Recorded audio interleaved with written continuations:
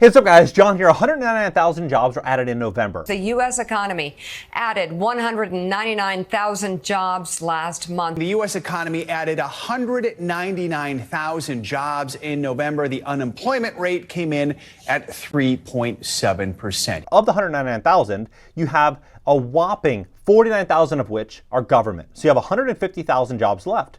But interestingly enough, if you go to the Bureau of Labor and Statistics website and you click and you look right here, they are considering all people even returning from strike. And you had 453,000 people that went on strike so far in 2023. The UAW strike, Kaiser strike. The United Auto Workers has launched an historic targeted strike against the big three U.S. automakers. Overnight, almost 13,000 workers told to walk off the job. About 75,000 healthcare workers are kicking off a strike against Kaiser Permanente. You had all these strikes that have happened. A lot of these strikes have resolved within the last 90 days. Kaiser Permanente strike just officially ended. The auto worker strike appears set to end. All being baked into these numbers. So the numbers are not what they seem. Well, you have to ask yourself if that's happening right now in the employment numbers. What about inflation? What about everything else? Are we walking into the greatest rug pull in American history? Is that soft landing really non-existent? Are we walking into something very, very big? Well, my belief is we're walking into the greatest rug pull that we've ever seen since this country was founded in 1776.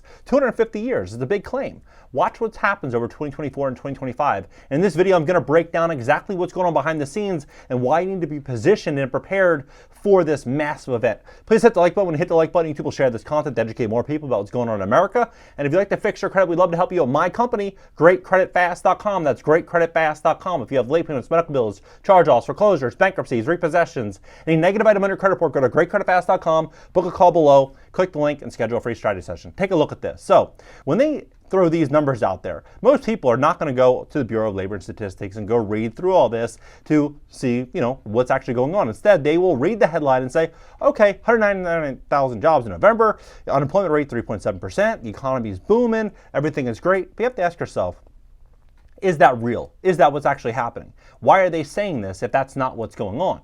Well, they say that the goal is 2%. Inflation, 2%, and they're saying we're currently at 3.7%. When you go to the grocery store, when you pay your utility bill, when you pay your rent, your car note, you pay any type of expense, are you seeing a different number? That's for everybody to decide. Are you seeing a different number? Because I know I am. I'm definitely seeing a different number. And so it makes me wonder, why are they saying all these different things? What is the real number and what's the real move? What's happening next? Well, when you go to Forbes and you look at what the Fed will be looking for in October's unemployment report, they say that though the Fed doesn't want rising unemployment, the job market was running hot and wage growth was fueling higher prices, especially in services on the Fed's view. Therefore, to a degree, a more balanced job market would be welcomed by the Fed as a way to help ease inflation in the economy. Now, what they're really saying is they want unemployment to increase. He's even said that himself, Jerome Powell. So when you see a situation where they're saying we're adding jobs and that we're making progress on inflation, but we're not there yet, what they're really saying is we need to continue hiking rates. But you have to look at where the American consumer is. The American consumer is in a very, very, very bad spot. Well, in August of 2021, they had 2.1 trillion in excess savings. Now they have about 170 billion. So when they're spending 70, 80 billion dollars a month, you can see very, very clearly that they're going to soon tap out of money. And as they continue to increase interest rates, the cost to service minimum payments on credit cards, auto loans, all personal loans, all loans going to get more and more expensive. HELOC loans, adjustable rate mortgages, everything's going to get more expensive. Banks are going to be dealing with more pressure on their balance sheet, as well as commercial real estate investors and people with adjustable rate commercial loans. So what is this going to mean? They're pushing the economy to cliff's edge. That's what this means. And when you factor in that student loans are due October 1st for 43.5 million Americans, average payment $503 a month, 2 out of 3 Americans don't have $400 in the bank. How are they going to make these payments? They're not. They're going to continue defaulting every single month. Defaults are going to continue to rise. So when you hear people say, nothing's going to crash, we're going to have a soft landing. How? How can the consumer afford this? How can the consumer take on this type of exposure? They're not going to be able to. And when you look at what Jerome Powell is saying, more hikes are still a possibility to bring down inflation. They're setting that stage now. November 9th, they said that. Now you look at what's going on here. They're not adding this in, that nowadays Americans working 2 jobs, 3 jobs. All of this is being factored in to position this story. That's what's happening. All of this is being factored in. You have to ask yourself why.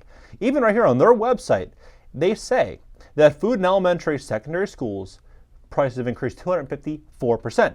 Fuel and oil, 65%. Eggs, 49%. Airfare, 36%. Butter and margarine, 34.2%. Even flour, 24%. Public transportation, 23%. You get the idea. How do you add all this up and come to 3%, 4%? You don't, right?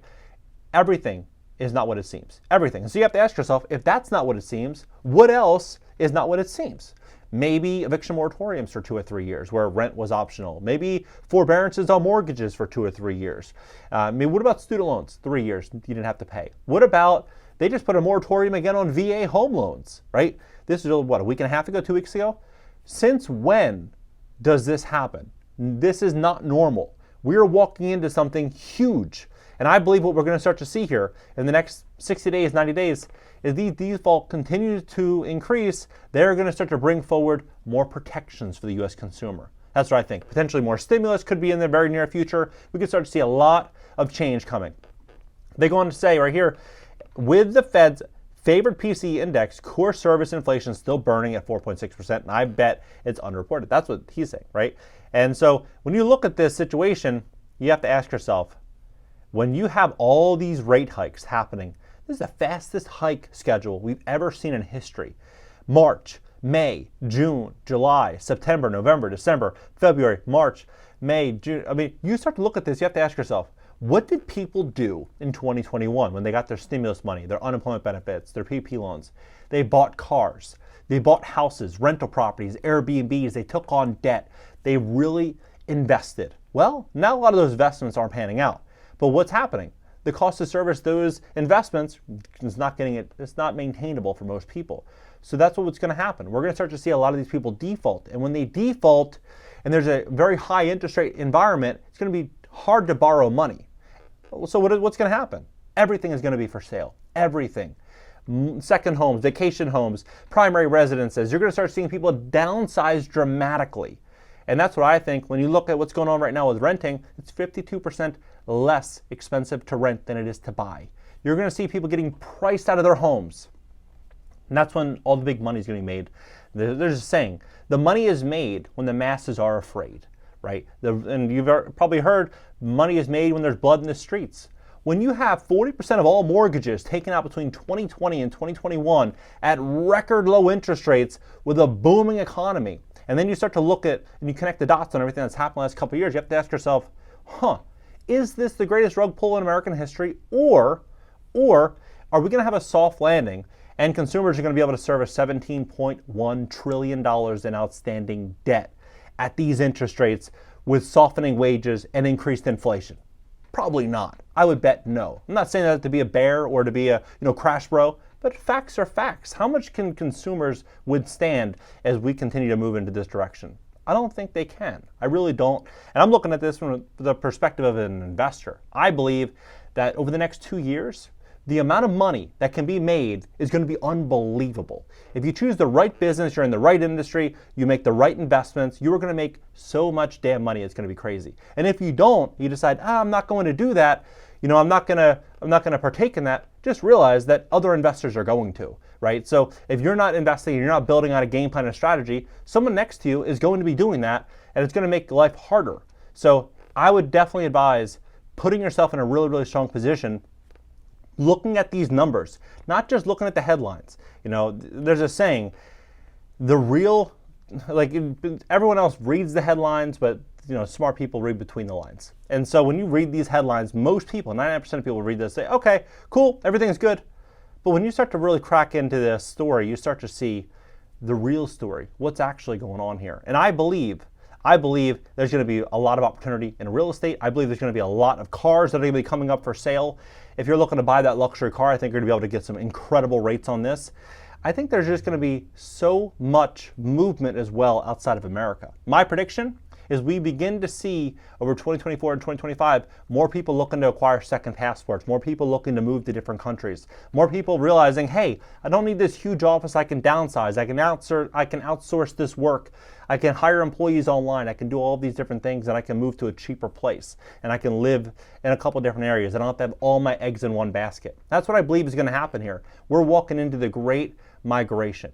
Drop below. Let's have a conversation about this. Do you think that maybe they did add 199,000 jobs? Maybe the economy is booming. Maybe inflation, is what they're saying is, 3.7%.